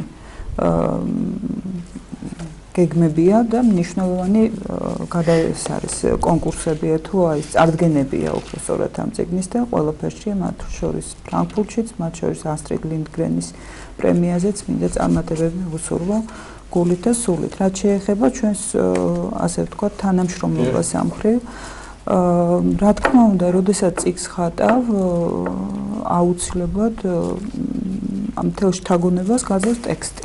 ასე ტექსტი თუ არ მოგცემს ამის საშუალებას წიგნს ვერ გააფორმებ. და ეხა ჩემ ნახატებზე რომელშიც სულ დაგულჩავდა ეტყობა როგორ აიღო ეს ტექსტი როგორ მოვიდა ჩემამდე ეს არ არის ერთი ზღაპარი ან ერთი ამბავი აქ არის გაერთიანებული და დაცულია სწორედ წერილების თემა ანუ სხვადასხვა აქ არის ლექსიც არის აქ არის ზღაპარიც არის აქ არის სხვადასხვა თემატიკა აბსოლუტურად განსხვავებული თემატიკის ზღაპრები და ლექსები ეს და ასევე არის წერილები რაც აღსანიშნავია ასევე შიგნით არის წერილები კიდევ ნამდვილი ისეთი წერილები რომელსაც ადრე წერდით ჩვენ ან მეგობრებს ან მშობლებს და ასე შემდეგ რა კარგი ტრადიციაა ძალიან და აი იმ ასაკის ბავშვების წერილებიც არის და ეს ყველაფერი იძლეოდა იმის საშუალებას რომ წიგნი გამოსულიყო ილუსტრირება ყოფილიყო მრავალფეროვანი მუშაობა იყო ჩემთვის ძალიან კომფორტული, იმიტომ რომ არანაირი ეს არ მქონია, თქვა მიხდება რომ აქ ეს არ მომწონს, ან ეს არ მინდა რაღაცა მსგავსი არ ყოფილა. რა ვიცი, აი ესე გამოვიდა ესეთი ძალიან ლამაზი წიგნი და სასიამოვნოა. მე ისე გავერთია ხატს და ისეთი საინტერესოა მაპატია კახა რომ გაწყვეტინებ, მაგრამ არ შემიძლია რა შემიემოცია მხოლოდ ჩემთვის შევინახო. აი ნახეთ, უბრალოდ ხო გახსოვთ როგორი თეთრი იყო? ეხლა ნახეთ როგორი ლამაზი ფერები აქვს. ცოტა ხანში ისევ თეთრი გახდება. და ეს ისევ თეთრი გახდება. შეგვიძლია დაუსრულებლი ვაფერადოთ. ერთი სანამ კითხვა ეს არ არის ერთჯერადი, დიახ. კი ბატონო, ერთი წერილი მეორე გადამეშალა. თათო, მე დღეს ბაღში არ მივდივარ. ჩემი დედა არ მეშვებს და იმიტომ. ასე მითხრა გუში მთელი დღე ეზოში მცანდებოდი და ფეხები თოლში დაისველე, ცეცხლი მიმიტო გაგვსო. ეს წერილები ისევ თქვენი რაღაც არაჩვეულებრივი შთაგონებების და ფანტაზიის წერილები თუ მართლა რეალური გარკვეული წერილები? არა, საქმე ესეც ისე გავიდა ჩემი წლები, რომ მე არ მქონდა ბავშვობის სურათი, ჩემი საკუთარი არ გამაჩნდა. ჩემი სიცილკის გამო მოხდა ეს გავაჩინე ხანძარი, ქირი ცხოვრობდი და პატარა ოთახში და დაიწყო ჩემი საბავშვო სურათები და სულ მაინტერესებდა მენახა როგორი ვიყავი ხო ბავშვობაში და სრულიად შემთხვევით აღმოვაჩინე ერთ-ერთ ნათესავის ჩემი ახლონათესავის ალბომში ჩემი ბავშვობის სურათი და სწორედ ამაში დამაგონა ამ წიგნის არის კიდევაც აქ. და აი 51 გვერდზე ნახავთ იმ ორ ფოტოს, რომელიც აღმოაჩინეს. ბავშვიანო თუ შეიძლება. ესეც გარკვეული სიახლეა, წინში ახლა ჩადო ბავშვობის დროინდელი ფოტო სიახლეა, მაგრამ მე არ შეუშინდი ამ რისკზე წავედი შეიძლება ითქვას და შევთავაზე ჩემს კითხვას, რომ მგონი არაფერი არ დამიშები არ არის და მე ძალიან მაინტერესებს თუ გაესაუბრეთ ბავშვს, რომელმაც ეს წიგნი წაიკითხა. როგორი იყო ის რაჭულის ზღაპარი საჩემო ყოფილა. რაჭული. ანუ ქართულით. ისე სხვათა შორის ძალიან უვთხოვდი ამ წიგნის გამოცემას. ჯერ დიდხანს არ დავხატეთ, უბრალოდ გამოცემაზე ვიკავებდი თავს. ნუ გარკვეული ექსპერიმენტები, გარკვეული რისკის ქვეშ გავიარეთ მე და ლელამ და ასე მახლა რო ვთქვა რომ ვინმე წაიკითხა და შეაფასა არა, მაგრამ უკვე გავიდა გაყიდვაში და საკმაოდ უკვე დაიწყო და დიდი მოთხოვნა არის და ნახოთ. თქვენ ახსენეთ ახლა კონვერტი, რატო არის ახლა ეს კონვერტი ამ წიგნში? ესეო ძალიან. ჩემ რაჭულის როგორ გავუხატებ? აი ჩვენ შეგვიძლია წიგნის წაკითხვა, ანუ წიგნის წაკითხვის შემდეგ მითითებულია რა უნდა გააკეთოს ბავშვმა. შეგვიძლია არა მარტო ბავშვმა, თქვენ შეგვიძლია. ერთი სურვილი როდის ავიკითხოთ? და დავისა დავწეროთ წერილი, მივწეროთ ვისაც გვინდა, შინაურს, მეგობარს, რა ვიცი და საკუთარ თავს დავაწეროთ წერილი დაწერის თარიღი. დავულუქოთ ეს წერილი, გავხსნათ 5 წლის მერე, 10 წლის მერე, ხო საინტერესოა, რა დავწერეთ იმ პერიოდში. აი სწორედ ეს არის ამ წიგნის ძირითადი შინაარსი, რა ვიცი, ლელაზე მინდა ორი სიტყვა ვთქვა, რომ არაჩვეულებრივად იყო ჩვენთვის სამუშაო პროცესი. იმდენად კეთილი ადამიანია, რა ვიცი, აი გული დავსტო რომ დავასრულეთ ეს წიგნი. თუმცა არის ეს იმას ნიშნავს, რომ ახალი წიგნიც მალე უნდა დაიწყოს. ჩვენ მზად გვაქვს უკვე მეორე წიგნი ერთობლივად გავაკეთეთ, ეს არის ზღაპარი თუსიზე და ტუსიზე. ეს წიგნი მომზადდა ავსტრიული გამომცემლობის დაკვეთით. ლელამ სულად შეასრულა 4 ზღაპარი შევიდა შით. დღეს არ წამოვიღეთ შეგნებულად, რადგან სექტემბრის ბოლოს უკვე ევროპაში გამოვეს წიგნი ავსტრიაში, ავსტრია-გერმანიაში როგორც გიხარით და აი მე შეგვიძლია ეს წიგნის გაჩვენოთ ის არაჩვეულები ნახატები, რაც დარწმუნებული ერთი სული მოხდა. თქვენ რაღაც პატარა მინიატიურულ წიგნს მოტანილი. არა, ეს ბოლოსთვის უკვე უბრალოდ ეს ჩემი წიგნი არ არის რაღაცა სხვადასხვა ძალიან ხარისხიანი და კარგი ფურცლებია. სხვადასხვა ძალიან კარგი ფერებია. საუბრობს და მე 3D-შია შესრულებული, ეს არა როგორ არის, იცით? მოდი თავად ისაუბრე, იმიტომ რაღაც სიახლეს თავაზობ. მე არ ვარ მხატვარი პროფესიით არანაირად. ძალიან კარგი მხატვარი ხარ. ძალიან კარგი მხატვარი ხარ, და ასე რომ დარწმუნებული ვარ. პროფესიონალი არ ვარ. ავტორთა რისხვა დაგატყდება, თავს დარწმუნებული ვარ, ამ წიგნს როცა ნახავ. უფრო ვარ მწერალი, ვიდრე მხატვარი, მაგრამ 3 წლის წინ დავიწყე ხატვა, აი ძალიან მინდოდა და რაღაც ისევ ხატავდი, რა თქმა უნდა, რადგან საბავშვო მწერალი ვარ, ძირითადად პერსონაჟები ჩემი ისე ნახატებშიც გვან ბავშვებს. ხო, და ბავშვებს გვანა. უფრო ბავშვებზე ვხატავ, ასე ვთქვათ, საბავშვო თემატიკას და აი მე ისე მოხდა, რომ ეს ნახატები ნახა ქალბატონმა რუსთან მოსცემ, ნახა ბატონმა ბუნდომ და ძალიან მოეწონათ და შემომთავაზეს და მართლა პირველი იყო და აი ძალიან მეშინოდა როგორ გავართმევდი თავს არ ვიცოდი. იმიტომ რომ ილუსტრირება არ არის ადვილი, ეს არის სხვა წერლის შესვლა, მთლიანად უნდა გარდაიქმნა ის შთაგონება, აი ყველაფერი ერთად და რა ვიცი, აი ვეცადე რომ აი 3D ნახატები ეს არის ილუსტრაციები, ეს არის ქსოვილებით გაკეთებული, რაღაც ალაგ-ალაგ ესეთი გაფორმებებია თავისი, რომელიც თავის ხიბს ძენს, მე ასე ვფიქრობ ამ წიგნს და აი ის მაგალითად ის ნამდვილი ბაბთა, რომელზეც ჰქონდათ გადაშილი, ჩვეულებრივად უკეთია ის ბაბთა და მე ფოტო ეს ბუდეებიც ნამდვილია, ის პატარა წერილიც, ამის საბანიც ნამდვილია, ანუ ასე ვთქვათ. როდესაც ეს ილუსტრაციები ნახეთ, გავდა თქვენს წარმოსახვით. რა თქმა უნდა. ფიგურებს. რა თქმა უნდა, საერთოდ მე ჩემი დამოკიდებულება მაქვს ხატვის მიმართ. თავიდან თითქმის არაფერი არ მომწონდა მე და მე რო შევდივარ ყველაფერი. ისიც არის ნამდვილი თოჯინა. რა ვიცი. რომელიც ნახატს. გავს. ეს არის ნახატი. უბრალოდ რა არის, იცით ეს ის წიგნია, რომელიც უნდა წავიკითხოთ. რა თქმა უნდა. არ შეიძლება ამ წიგნს ვერ აღვიქვამთ ისე თვითონ შინაარსი. ეხლა ჩვენთვის რთული ამ წიგნზე საუბარი, იმიტომ რომ მის წაკითხვის შესაძლებლობა ჯერჯერობით არ მოგვეცათ. საომალო ბავშვებისთვის კი. როგორც კი სახლში მივალ, მე ჩემს შვილებს გავახარებ ამ წიგნს. მოდი რა ცოტა მის გადავაფერადო, რუსული გიხუცები შენ რაღაცა შემეშველე ეხლა. მეც მინდა გავაფერადო. თქვენ თუ დაწერეთ საინტერესოა წერილი და თქვენ რომელიმე წიგნში მაინც. ნუ ყველაფერი ჩემი დაწერილია და მეტი რაღა უნდა დავწერო. საინტერესო იქნება და ზუსტად კონვერტში ჩადებული თქვენი ნაწერი. ვიფიქრე სხვათა შორის, რომ რაღაც წერისაც მე ჩავდევში და შევინახავ. ხო, გვაქვს კიდევ ერთი საინტერესო იდეა, ახალი წიგნი, ესე ჩემი ახალი წიგნი, წვიმის ზღაპარი, აი ეს ქვია ამ წიგნს. და რა არის ახლა მაშინ საინტერესო? ჩვეულებრივი ზღაპარია. ჭიანჭველაზეა. ბოლოში, აი თუ მეაქცევს მკითხველი ყურადღებას, მე არ ვასრულებ ამ ზღაპარს, ფინალს არ გავედი ფინალზე და ჩემ პატარა მკითხველს მივეცი საშუალება, რომ თავად გააკეთონ ამ ზღაპრის დაბოლოება. რა საინტერესო. თქვენ წარმოვიდგინეთ დაბოლოებას ერთად ყველამ გამოთქვა სურვილი, რომ თავად დაეხატათ კიდეც ეს დაბოლოება და ეს ძალიან მოწონთ ბავშვებს. ეს პირველი წიგნია. პირველი რატო ვამბობ ახლა ეს ჩაფიქრებული მაქვს გამოვიდეს ყოველწლიურად, რადგან ძალიან დიდი გამოხმაურება ბავშვების მხრიდან, სურვილი ბევრს აქვს რომ მოხდნენ ამ წიგნში და წარმოვიდგინეთ კახა რომ ბავშვები ჩემთან ერთად ხდებიან ამ წიგნის ავტორი. მთელი ცხოვრება ექნებათ მათ თავიანთი ნაწერი ბავშვობაში რა დაწერეს. არაჩვეულებრივია. და რაღაც გარკვეულად ბავშვის შემოქმედებით პროცესს აღულებს. რამდენი დასასრული გაქვთ ნანახი? უბრალოდ წაკითხულით თქვენი დასაწყისი. აი შევიდა სულ 7, მაგრამ ძალიან ბევრი დამიგროვდა. ახლა მეორე წიგნი მინდა გამოვცე ამით და სადღაც 40-ზე ავედით უკვე აქ ჩაერთო ბავშვები რუსთავიდან, ჩაერთო ბავშვები აჭარი ბათუმიდან და სხვა სხვა კუთხიდან და მიზანი რა არის ახლა ამ წიგნისო?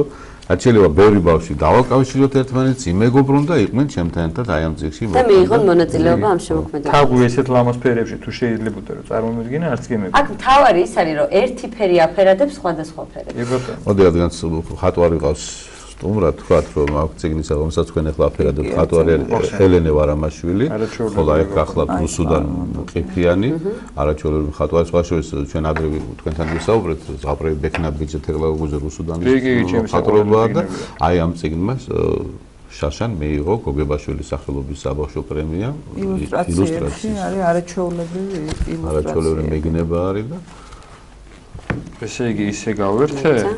მეც ისე გავერთე რომ საერთოდ დამავიწყდა და გადაცემის ბოლოს აღარაფერი იქნება, მან და იქნება ისე თეთრი ახლა შეიძლება გაერთობა. მე ჩემი შვილი გაერთობა. აი ესე არაჩვეულებრივი. რაღაც მინდა გითხოთ, აი ეს სითხე რომელიც არის ჩვეულებრივი წყალი არანაირად მავნებელი არ არის ბავშვებს. არც სვრის არც არაფერი, მაგას აქვს მარაგი თავისი. და რა გადასარევია. აბა ვნახოთ ახლა კახამ უფრო ლამაზ. ნახეთ რა ფერებია, შეხედეთ. როგორი ბაჭია, როგორი წრუწუნა, სიმინდი ისეთია რომ ფერს უყვართან ახლა სეზონი. ფერებით რატო ამაყობა? შენი ფერები არ არის ეს წიგნის ფერები. ჩემით არ ამაყობ, წიგნის ამაყობ, რა გადასარევია მეთქი. არაჩვეულებრივია, რას ლაპარაკობ. შესანიშნავი, მოკლედ აი არ ვიცი. არაჩვეულებრივია, ძალიან დიდი მადლობა მინდა მოგახსენოთ. ისეთი დახუძულულები. ეს სამოვიღეთ საჩუქრად და აი მე მოგედნიერება. როცა შევხვდებით 5 წლის მერე, ნახოთ აბა რა დავწერე. კი ბატონო, მე ამ ჩავწერ წერილს აუცილებლად. ეხლავე ჩავწერ და ჩავდებ. და ჩავდებ და მე ჩემი შვილი გახსნის. მე გნება შვილმა დაწეროს უფრო. ხო, აი ვიფიქრებ, მე დაუწერო და შვილმა დაწერო. აი თქვენ მირჩიეთ მე. ურმესი მადლობა თქვენთან რაღაცა სოფთანდებით ხოლმე სტუმრად ამ თემაზე, არავის არ მინდა გავასწროთ, მაგრამ იმ იმედით რომ კიდე არაერთხელ გვეცოვით ახალი წიგნებით, ამ იმედით ამ ეტაპზე ვასრულებთ საუბარს, გისურვებთ წარმატება, შეგახსენებთ ჩვენი სტუმრები გახდნენ მე ზღაპრე, საბავშვო მწერალი გამომცემელი ბატონი ბონდომაცაფერიძე და ხატვარი გალბატონ ლელა ცოცხიერიძე, სწორედ ამ შესანიშნავი წიგნის ხატვარი. გისურვებთ წარმატებას. ვიდეო ჩანახატის შემდგომ უკვე მომდევნო სტუმრად გაგრძელდება ჩვენი ეთერი დროებით. დიდი მადლობა.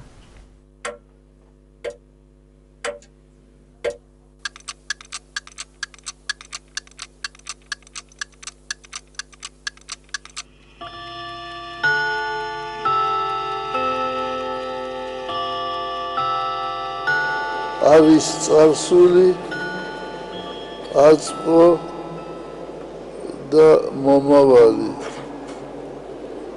და უფრო სწორად რომ ვთქვათ არის წარსული და მომავალი იმიტომ რომ აწმყო იმ წამს დადადის წარსულში ეს ჩვენი ნაკლია რომ დროში ვერ ვჯდებით ჩვენ. ეს ჩვენი ნაკლია, რომ დროს ვერ ვიყენებთ. მე გაოცებული ვიყავი, როგორ აფასებენ გერმანიაში დროს. ვეკითხებოდი, თუ როდის სდგებით ძილის შემდეგ 5-ის ნახევარზე და მერე მიდიან სამსახურში და ზუსტად 6 საათზე იწყებენ მუშაობას. მისე განაწილებულია დრო, რომ თითქოს დღეც გრძელდება და თითქოს ღამეც გრძელდება. ადამიანი როცა ასეთი კაცრი განრიგი აქვს მას, ის ყველაფერს ასწრებს. საქმეს ვერ ვასწრებო, ჩვენი ადამიანები ამბობენ. ეს იმიტომ, რომ ის დგება 11-12 საათზე. რა უნდა მოასწროს მან? დილის პერიოდში, თქვათ 6-დან 12-მდე, ისე ადვილად აკეთებს ადამიანი, ისეთი ვახვილი გონებით აკეთებს, რომ შუადღის შემდეგ უკვე სულ სხვა არის. ჩვენ უნდა დავფიქრდეთ ამის შესახებ, დავაფასოთ დრო.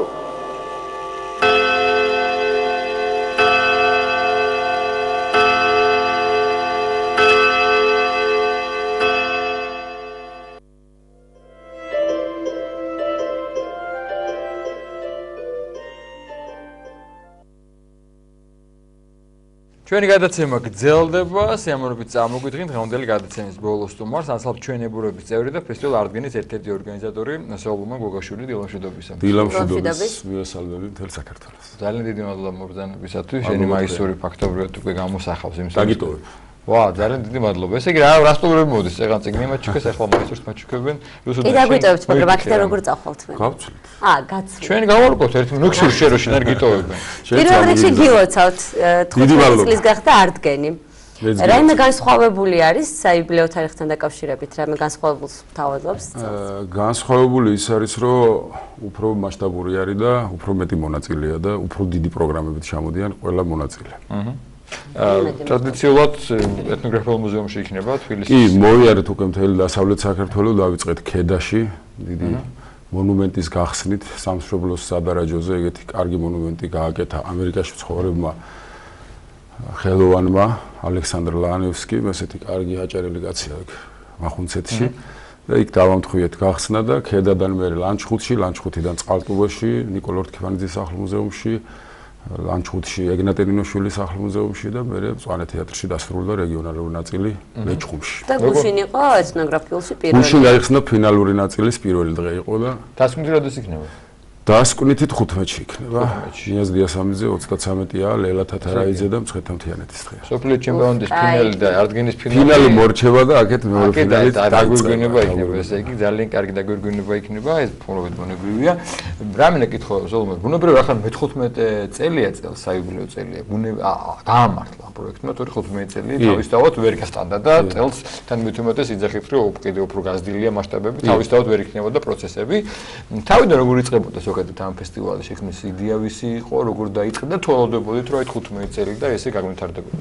მე პირადად მაგ პერიოდში ლატვიაში მომიწია ცხოვრება და 2005 წელს ზაზა კორინთელის ზუმბას მეშვეობით მოხდი მან და დავრჩი და ისე მოხდა რომ ახლა ის შტატებშია და უკვე 4 წელია მე ვაგრძელებ აქეთ და მარია ლანევსკი, ნიაზ დიასამიძე, ზუმბა, გიორგი ბარამიძე, რომელიც უკვე 30 წელია ინგლისში ცხოვრობს, თამარ მელიქიშვილი, ნიკოლოზ ანჯაფარიძეს ხალხი იყო, შეიკრიბა და აი ისეთ პერიოდი იყო ალბათ დამეთანხმებით, აი 2004 წელი რო რაღაცა გარდამავალი მომენტი იყო და ჩამოვლასავით იყო რა, გადაღებაც, იქია დიასამიძემ ფილმი გააკეთა მოგზაურობა ფოლკლორში, ვიცი თქვენ და აი ამ ყველაფრის შეკრება რომ მოხდა, ბოლოს რაღაცა ერთგვარი საოჯახო ანსამბლების გამოფენასავით იყო, აი რომ ამბობ რომ პირველ არტგენზე ვიყავი, მაშინ უფრო ოჯახური ანსამბლების იყო და აი ბორის გუგეშაშვილი იქით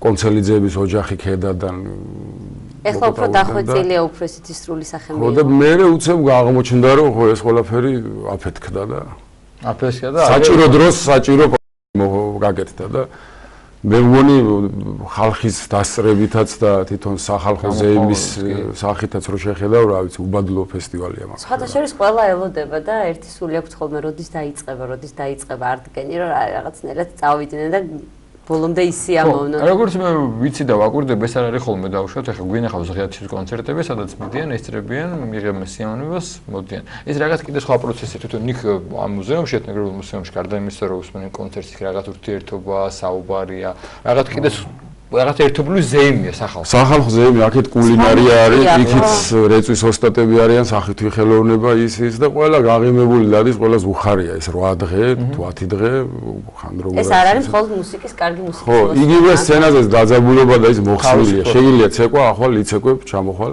დაისვენებ. შეგიძლია სიმღერა, თუ ხელს არ შეუშლის, შეხვალ, სიმღერებ.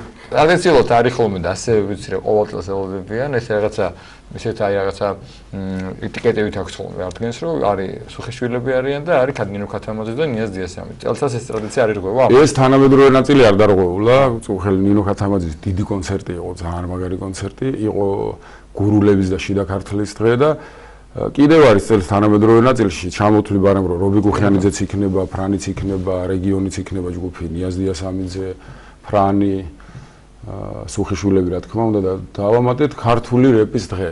აი ეს რაღაცნაირად რა დააშავეს რა 15 წლის მანძილზე არ ყოფილან და ეს ქართული ენა რაღაცა საინტერესო მიმართულება მაგ მიმდინარეობაშიც და რაღაცა არ ეს სიახლეა. სიახლეა ხო და ვინ იქნება როგორ შეარჩიეთ ვინ იქნებიან ეს რომელი ჯგუფები გამოვლენ? ქართულად ვინც რო იტყვიან რეპავს და ამ ჰიპ-ჰოპს აკეთებს თვითონაც ჩვენ მომღერლები არა ვართ ეს სიმღერა არის პრინციპში ხო რაღაცნაირად ლაპარაკობთ მაგრამ ისეთი კარგი ხალხი ნუ ჯერონიმო ვიცი რომ იქნება SX და აი ზაზა ნოზაძე იქნება და ბევრი კიდე კარგი ბიჭები არიან თორნიკე ზურაბიანი მუსიკალურად მოლაპარაკე ბიჭები იქნებიან კი ბატონო სოლომონოვი ძალიან საინტერესოა მე როგორც ხვდები და ვიცი ყოველ შემთხვევაში და თუ ხვდები ახლა თქვენ შემისწორებთ რეგიონებში სიარულის გარდა იმისა რომ დავშვით იქ არის რას თქვენ მოსმენებლებს მოვიწვევთ ხოლმე რაღაც აღმოჩენების და არაერთი საოჯახო იქნება თუ კონკრეტულად პერსონალური მომღერალი აღმოაჩენთ მის ესენსაც ღერის ან რაღაცა ძველი კილო აქვს შენარჩუნებული ან ძველი სიმღერა გაათოცხლა ხო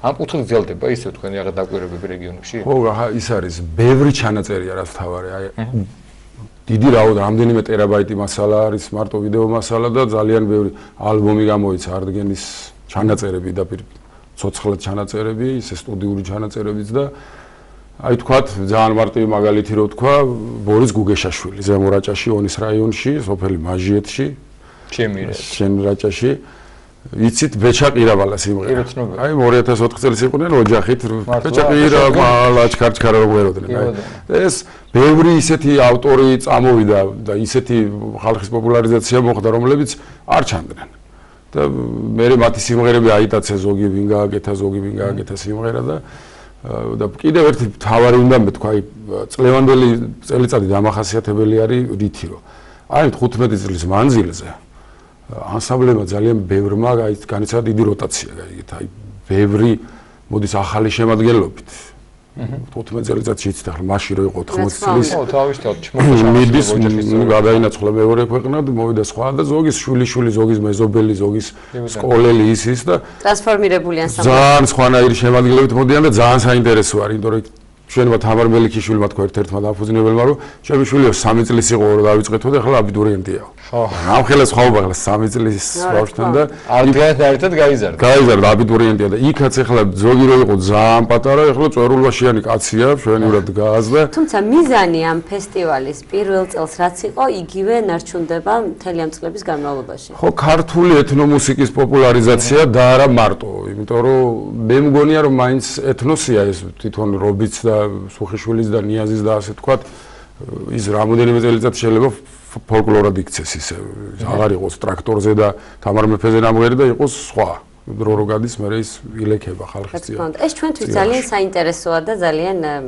კარგი მოსასმენი და კარგი სანახავია მაგრამ უცხოელებს როგორი შთაბეჭდილება აქვთ ხო სანამ უცხოელების შთაბეჭდილებაზე ვიტყოდი გვეყოლებიან ტრადიციულად სტუმრები საერთაშორისო კი ლიტოლები გვეყოლებიან ესპანელები ბურიატიიდან იქნებიან კიდე ძალიან საინტერესო სტუმრები არიან 14-ში 13-ში 15-შიც შეგვიძლია რომ მოვუსმინოთ და რაც შეეხება რა არის ყოველწლიურად არიან მატულობს ეს ხანდახან რომელიმე წელიწადი უფრო შავდება აღმოსავლელი ტურისტები არიან უფრო რომელიმე წელიწადი უფრო თეთრებ წელს რაღაც ვატყობრო უფრო გათეთრებულია გაევროპოლებულია ტურისტები ვისაუბრეთ ოთახნის წინ ჩვენ ხო და ძალიან მოსწონთ აი კონტაქტების გაცვლა და იმიტომ რომ ფაქტიურად მთელი საქართველოს ნახვა შეგიძლია აი ამ 8 დღეში ყველა რეგიონი ჩამოდის თუ კი რამე მარგალიტი გააჩნია ჩამოვა და საქართველოს იმ კუთხით ნახვა ერთ-ერთი ჩვენ ვამოყობთ სოფლიოს ზუსტად არ პირველი რაც გვაქვს და პირველი ღირებულება ეს სულიერი საზრდო რაც გვაქვს ის იდება იმ სცენაზე ყველაზე ნატურალური სახით არავით არის დაძაბულობა და არავით არის ფორმა გაქვს ფორმით არა გაქვს ფორმა უფორმოთ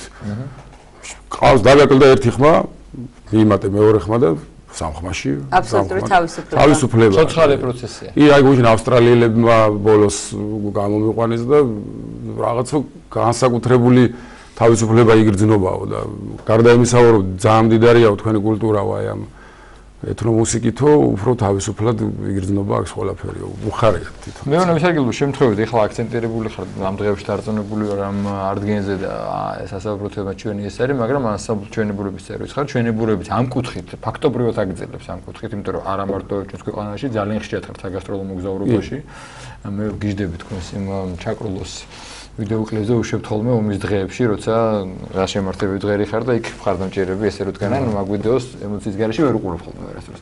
რა ხდება ჩვენებურებში? ჩვენებურებშიც იქეთია, ეხლა დავბრუნდით გერმანია, შვეიცარია, ბელგიაში ვიყავით და მერე ლატვია, ლიტვაში ვიყავით კონცერტებით.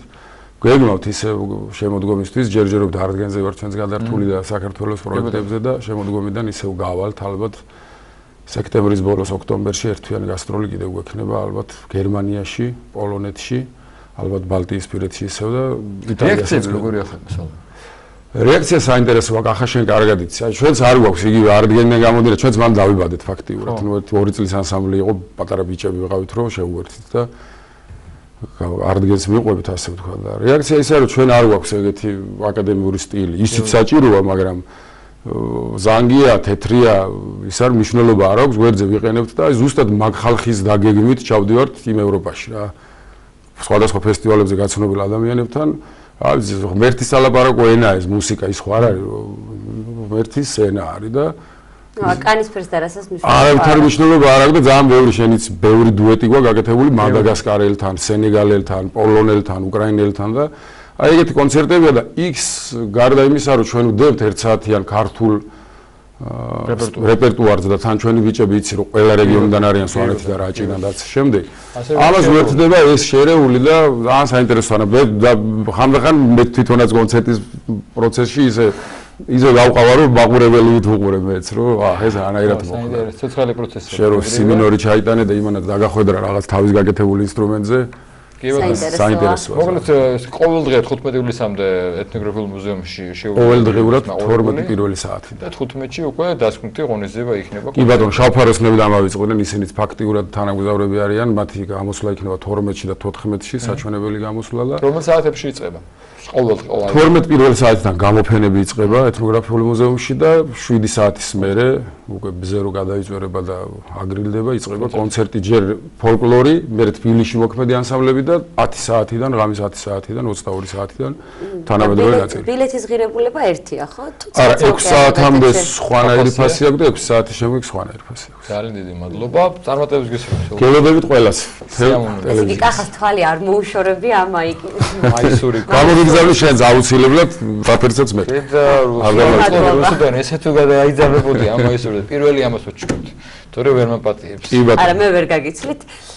ასე რომ საჩუქარს დაველოდები, დიდი მადლობა. ასეთი იყო 9 ივლისის დილის განთიადი კახა მიქეშულთან და რუსუდან გეჯეძესთან ერთად. ყველას დიდი მადლობა ყურადღებისთვის. ესე იგი, შევიტყვეთ, რომ ტურიზმში კარგი მდგომარეობაა, საბავშვო მწერლობაში კარგი მდგომარეობაა, ფოლკლორში კარგი მდგომარეობაა, ის რა დაგვრჩენია, რომ ბედნიერი და კარგი დღე გისურვოთ თქვენს. მომავალ შეხვედრამდე გემშვიდობებით. ახლა